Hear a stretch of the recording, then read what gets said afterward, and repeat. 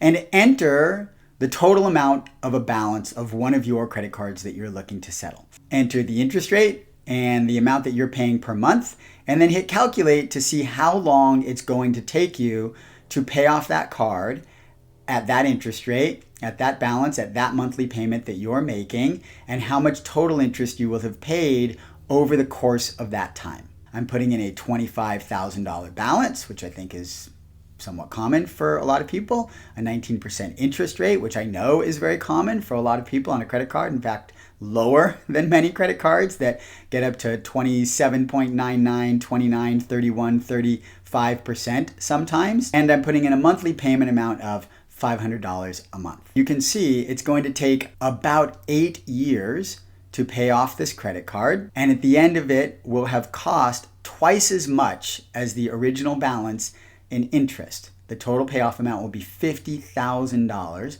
So here's a straight question based directly on the numbers. If you could settle that credit card for $8,000, which is about 35%, the kind of unofficial industry average that you'll hear me say throughout this course is what I think is a reasonable settlement target to go for and to possibly accomplish. If you could settle that $25,000 debt now for $8,000, saving $17,000 in principal and another $25,000 in interest, that's a $42,000 savings from the next 8 years, accomplishing that in 6 to 12 months to be entirely debt-free on that card. Would that be worth having your credit score drop from 780 to say 580? If we separate the emotional attachment to your credit score and we say you don't need it for anything else, if you're only looking at the finances, on the numbers, as the CEO of the corporation of you, doesn't it make good business sense, good financial sense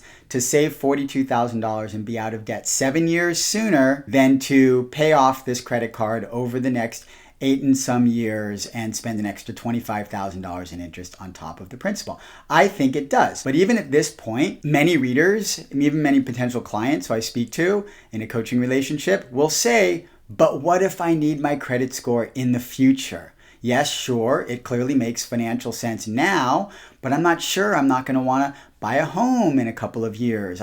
Everybody wants to feel like their circumstances are going to get better, like we're going to get a new job or have some business venture hit and money's going to come in, and then we're going to want to buy a home. We're going to want to buy a car. We're going to want that high credit score again. To which I say, let's run the numbers. Let's compare the amount of money that you can save through debt settlement to the cost that you potentially might incur in a few years if you take out a loan at a higher interest rate that you would get with a lower credit score. So for an easy comparative sake, let's say that a couple of years from now, you want to buy a car that's a $25,000 car. You're going to put 20% down, which is $5,000. Money much more easily put down, I think, if you're not spending $500 a month on your credit card payment. But that aside, that becomes a $20,000 loan. If you take it for 5 years, that's a 60-month loan. And we're going to compare a credit score that's high, say 740, where reasonably you might expect to get a 3% loan on that car. Now I know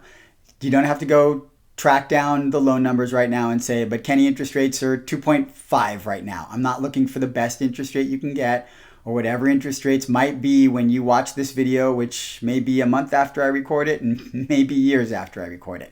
I'm doing a comparison, all right? So for the sake of this comparison, let's say a high credit score, something in the high 700s, would get you a 3% interest rate on this $20,000 car loan.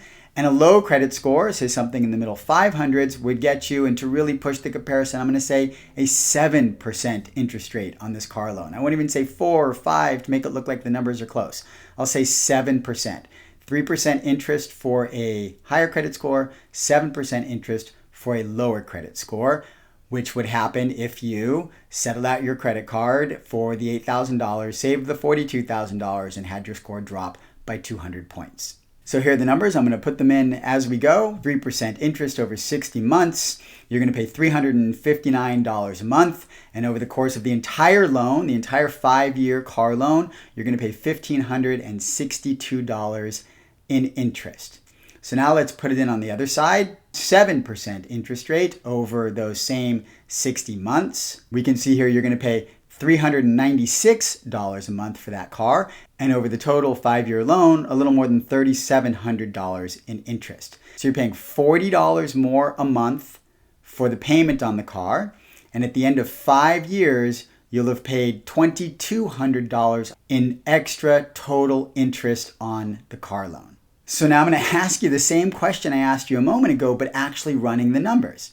If you could settle a $25,000 credit card debt for $8,000, save $17,000 in principal and $25,000 in interest, $42,000 total to be out of debt on that card in 6 to 12 months instead of more than 8 years, and then you go to buy this car and spend $2,200 more in interest over a 5-year loan.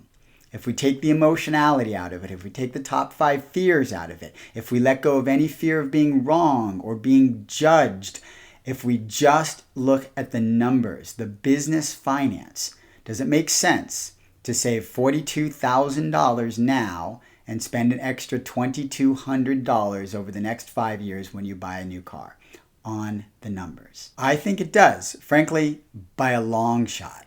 So now people say, okay, so that's a car loan, Kenny, I get it. What if I want to buy a house? Well, straight off the bat, I'll say it depends on how much debt you're in, how burdensome that is in your life, and how much you're looking to settle. If you have only $25,000 in debt, and even if you're really struggling with that $25,000 in debt, which many people are, even to make that $500 a month payment, and you're looking at settling that $25,000 in debt, when we run the numbers, you're going to say, that doesn't make sense if I'm buying a $750,000 home in a couple of years. You would need to have debt similar to like I had to have it make sense for the amount of money you save in settling credit cards to mean something compared to the interest that you're going to pay when you purchase a home. I find that most people who are in such burdensome credit card debt that they're thinking about a way out other than long-term payoff, whether it's bankruptcy or debt settlement, usually aren't in the position that they're looking to buy a home anytime soon. But it can happen. It has happened. Situations change. So we're going to run the numbers and see what they actually look like.